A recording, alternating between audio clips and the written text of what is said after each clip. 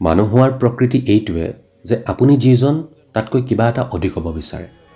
আপুনি যিবোৰ বস্তু পাবলৈ আকাংক্ষা কৰি আছে সেই সকলোবোৰ যদি কাইলৈ ৰাতিপুৱা সঁচাকৈ পাই যায় তথাপিও আপুনি আৰাম নকৰে। যদি আপুনি এই কথাটোলৈ লক্ষ্য কৰে তেন্তে বুজিব আপোনাৰ আকাংক্ষা হ'ল অনন্ত হোৱাটো। গতিকে এই অনন্ত প্ৰকৃতিৰ স্থাপনা কেৱল চিন্তনৰ মাধ্যমেৰে নহয়, আপুনি ইয়াক শক্তিশালী অনুশীলন প্ৰণালীৰ মাধ্যমেৰেও কৰিব পাৰে। এইটো এটা সহজ প্ৰক্ৰিয়া। এই প্ৰক্ৰিয়াত অনন্তৰ এটা প্ৰতীক থাকে।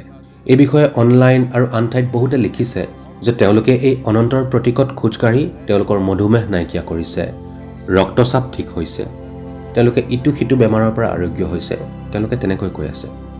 আৰু এইটো সম্ভৱ যদি তেওঁলোকে ইয়াৰ জ্যামিতিক অনুপাতবোৰ সঠিকভাৱে বুজি পায় আৰু তেনেদৰে চলাচল কৰে। এতিয়া শাৰীৰিকভাৱে চলাচল কৰাটো এটা পদ্ধতি আৰু মানসিকভাৱে সেই দিশত আগবাঢ়ি যোৱাটো আন এক পদ্ধতি। কৰি থাকিলে এদিন হঠাতে আপুনি চিত্তস্পৰ্শ কৰিব। সেইটো হ'ল বুদ্ধিমত্তাৰ এনে এক মাত্ৰা যিটো স্মৃতিৰ দ্বাৰা কলুষিত নহয়, কেৱল এক বুদ্ধিমত্তা, আৰু ই আপোনাৰ মাজত নিহিত থকা সৃষ্টিৰ উৎস।